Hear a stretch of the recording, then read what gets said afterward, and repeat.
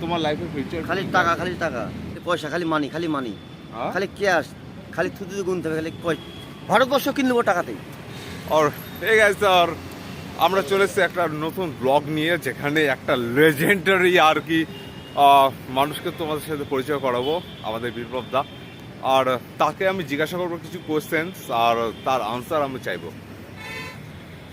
এটা আমাদের বিপ্লব দা, thank you so much. এই পেটা দা, টিকটক করে তো। তো আমি শুধু তোমাকে একটা কোশ্চেন জিজ্ঞাসা করতে চাই, একটা হ্যাঁ। প্রশ্ন জিজ্ঞাসা করতে চাই হ্যাঁ, কি করছেন তুমি বলো। যে তোমার লাইফের ফিউচার প্ল্যানিং কি আছে? তোমার লাইফের ফিউচার খালি টাকা খালি টাকা, হ্যাঁ খালি টাকা, পাই। যেখানে মানি সেখানে সব কিছু, পয়সা ছাড়া দুনিয়ায় কিছু নাই।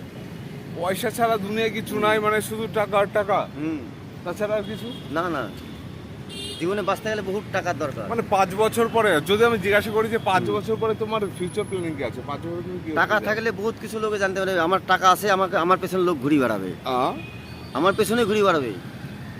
খালি 5 বছর পরে তোমার ফিউচার প্ল্যানিং কি আছে? আমার ব্যাংক ব্যালেন্স যদি বেশি হয়, তোমার মতন লোক, আমার ওর মতন লোক বহুত কিছু হবে, খালি পয়সা খালি মানি খালি মানি, হ্যাঁ? খালি ক্যাশ, খালি থুতু গুনতে হবে, খালি পয়সা। শুধু শুধু থুতুতে গুনতে হবে, শুধু পয়সা আর বাঘের কিছু? চোখে পাওয়া যায়, আর টাকা টাকা দিয়ে কি কি পাওয়া যায়? অনেক কিছু পাওয়া যায়। তাও ভারতবর্ষ কিনে নেবো টাকাতেই।